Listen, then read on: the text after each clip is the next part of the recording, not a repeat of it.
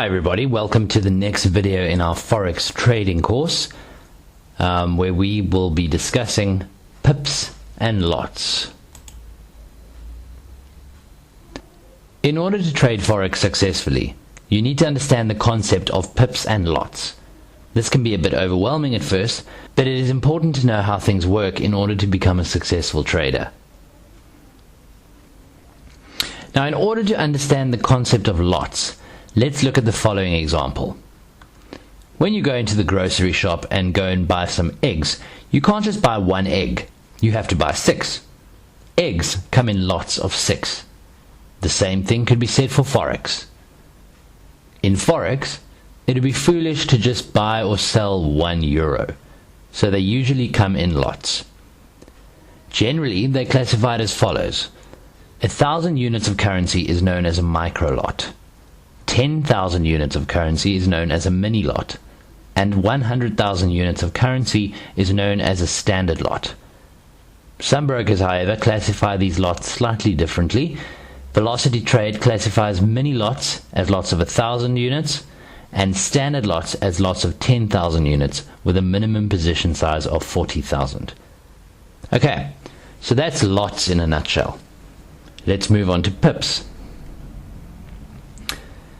Now, this is where things get a little bit technical, but it is knowledge that you need to know in order to trade Forex successfully. Don't even consider trading on a live platform until you are comfortable with the concept of pips and how to calculate them. Basically put, the unit of measurement used to express the change in value between two currencies is called a pip. If the euro-US dollar currency moves from 1.2250 to 1.2251, that 0.0001 US dollar rise in value is known as 1 pip.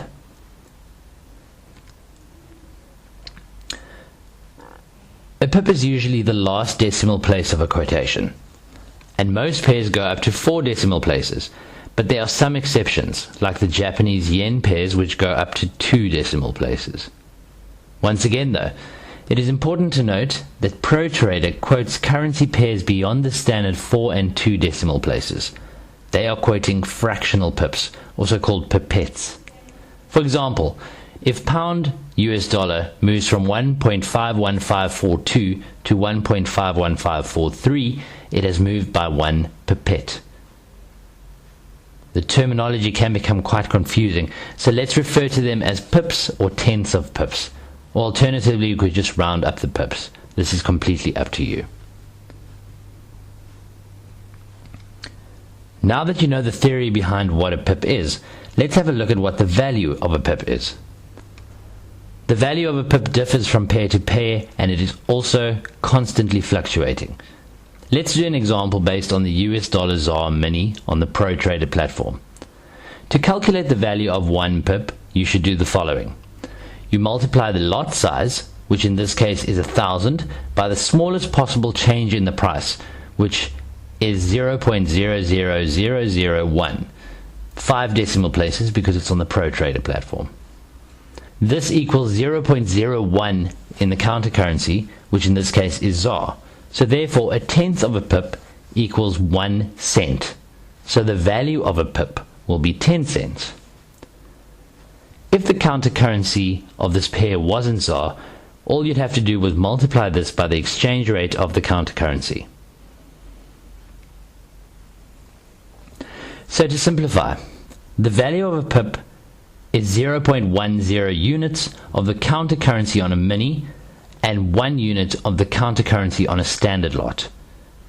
If the counter currency is not South African rands, all you have to do is convert the counter currency into rands at the current exchange rate of the counter currency. So there you have it. That is our lesson on pips and lots. I hope it wasn't too confusing for you, and we hope to see you at our next video.